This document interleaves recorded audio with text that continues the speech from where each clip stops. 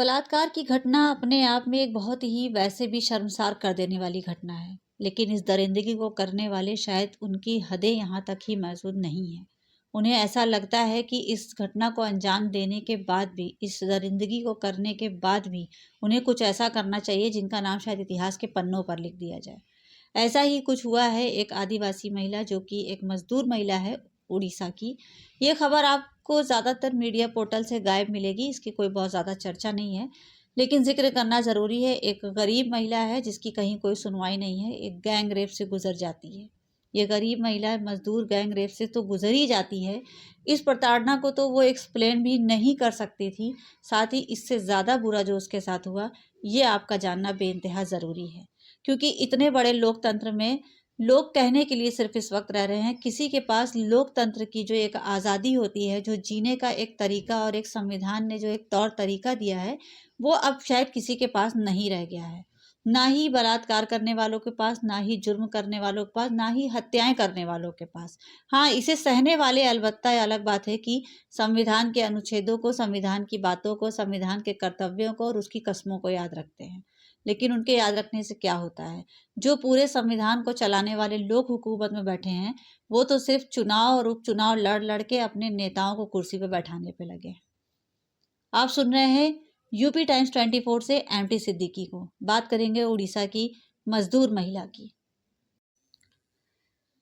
Gang rape की घटनाएं अपने भारत में बहुत तरह तरह के टाइप पर होती रहती हैं। अक्सर अखबारों में, न्यूज़ पोर्टलों पर, न्यूज़ चैनलों पर हम सुनते हैं कि इस तरह से गैंग हुआ, इस तरह से रेप हुआ और कभी मार दिया गया, कभी कुछ कर दिया गया। बंगाल में अभी कोलकाता में जो प्रोमिता देवनाथ का गैंग रेप हुआ था, उसमें किसको क्या सजा मिली, संजय राय के साथ क्या हुआ, कुछ नहीं पता चला। कुछ दिन संजय राय को हीरो बनाकर मीडिया में पेश किया जाता रहा, उसके बाद ये खबर जो है मीडिया पेज से बिल्कुल गायब है। ऐसा इसलिए होता है क्योंकि ये सब बहुत कोई इंटरेस्टिंग विषय नहीं है कि इस पर बहुत ज़्यादा चर्चा की जाए, क्योंकि ये सब चीज़ें महिलाओं का अपमान खास तौर से भारत में इस टाइम जितनी चरम सीमा पर है और उस पर जितनी कम कार्रवाई है, इस बारे में जितनी बात की जाए समझ लीजिए उतना कम है। इसी तौर तरीके को देखते हुए जब दूसरे गैंग रेप एक्टिव होते हैं तो पहले वो पूरा रिकॉर्ड देखते हैं कि पहले वाले के साथ हुआ क्या था। पहले वाले के साथ कुछ नहीं हुआ था। इसी तरह को देखते हुए उड़ीसा की एक मजदूर महिला के साथ कुछ लोगों ने गैंग रेप किया। गैंग रेप तो हुआ ही हुआ, साथ में उस महिला को बाद में करने के बाद सारी चीज़ें, उसे सोचिए टॉयलेट खिला दी गई, जिसे एक शब्द में बोला जाता है कि मानव मल खिला दिया गया। अब बताइए ये कितनी बड़ी, कितना बड़ा अत्याचार है किसी इंसान के साथ। एक इंसान किस इंतहा की हद से गुजर गया और फिर उसको वो चीज़ खिला दी गई जो दुनिया का कोई भी इंसान कभी अपनी ज़हनो दिमाग में सोच नहीं सकता कि वो इस चीज़ से गुजर जाएगा। ये सिलसिला दरअसल उड़ीसा का नहीं है, ये मामला सिर्फ उड़ीसा का नहीं है। इस चीज़ को शुरुआत किस राज्य ने किया है ये भी तो देखा जाएगा। हर एक बड़े कार्य को शुरू करने वाला जो भाजपा शासित राज्य है, वो इसके बारे में ज़रूर बात करनी चाहिए। मध्य प्रदेश में एक मजदूर आदमी के ऊपर पेशाब करने का कांड आया था, ये वहाँ से चलते हुए उड़ीसा पहुँच गया है। ऐसा इसलिए हो रहा है क्योंकि किसी चीज़ पर कहीं कोई कार्रवाई नहीं है, कोई जांच पड़ताल नहीं है।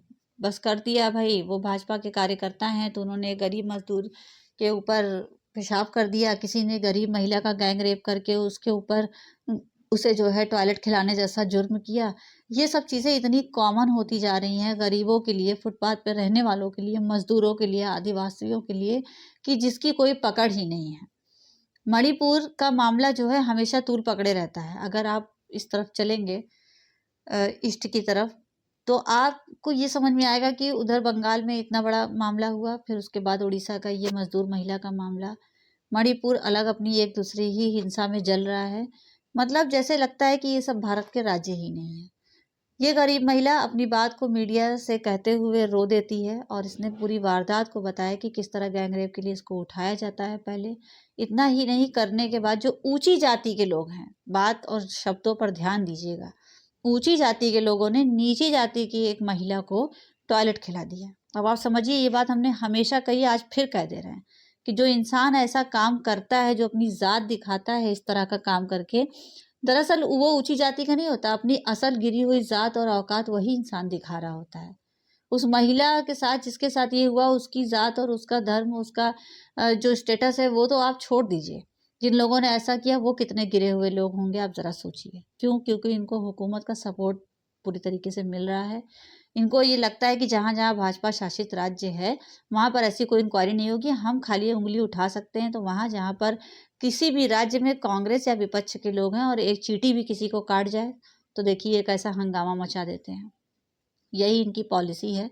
इस वक्त देश में इस तरह की कोई भी बात होना कोई बहुत बड़ी बात नहीं समझी जाती है। महिलाएं अपनी सुरक्षा के लिए क्या करें, क्या ना करें। आपको बता दें कि अभी एक रोशनी कुशल करके एक लड़की, इस न्यूज़ को हमने अपडेट किया था, बनारस की थी।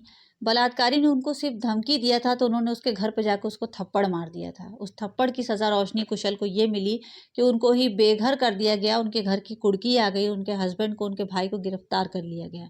और कहा जाता है कि महिलाएं जो है सशक्त बने, महिलाएं नारी जो हैं तलवार चलाना सीखें, हथियार चलाना सीखें। यहाँ तक कि नौटंकी हमने देखा कि करवा चौथ में कुछ भाजपा कार्यकर्ता अपनी बीवियों को तलवार और बंदूक और ये सब चीज़ें जो है भेंट कर रहे हैं, वीडियो बना बना के ट्विटर पे मार डाल रहे हैं। ये सब नौटंकी हमने खूब देखा। ये सब नौटंकी सिर्फ दिखावे के लिए होती है। यही वो लोग होते हैं जहाँ किसी एक अकेली ऐसी आदिवासी महिला को पाते हैं और उसको रौंद डालते हैं। ये सब एक दिखावा है। आप महिलाओं को एक तरफ तलवार चलाता हुआ वीडियो दिखा रहे हैं, किसके ऊपर वो ये तलवार चलाएंगी? जब बलात्कारी खड़ा होके बलात्कार की धमकी दे और उसको कोई एक थप्पड़ भी ना मार सके, उस बलात्कारी के ऊपर कोई हथियार उठा के कोई औरत अपनी सुरक्षा कर ही नहीं सकेगी, तो ये वीडियो, ये नौटंकी, ये ड्रामा किस लिए? आप जिस सत्ता के हेर-फेर में पड़े हैं, जिस भी तरह से आप ये चाह रहे हैं कि आपकी एक किनारे से एक दूसरी इनकम आती रहे, जिसे कहते हैं नहीं फ्लैटरी करने की, तो आप उस फ्लैटरी की इनकम लेते रहिए, आप महिला सुरक्षा नहीं कर सकते। ये मेरा बिल्कुल, अब हमें ऐसा लगता है कि हमें चैलेंज कर देना चाहिए। भारत सरकार के पास कोई ठोस कदम नहीं है, ना ही कोई बलात्कारियों के लिए ठोस सज़ा है। हम ये नहीं कहते सबको सज़ाए मौत होनी चाहिए, लेकिन कुछ तो ऐसी सज़ा कानून ज़िंदगी भर के लिए बन जाना चाहिए कि जिससे बलात्कारी कम से कम तो सोच के ही कदम उठाएँ। आज के लिए इतना ही। चलते हैं और कमेंट्स बॉक्स में हमें ज़रूर बताइएगा आपका इस खबर पर क्या कहना है। जय हिंद, जय भारत।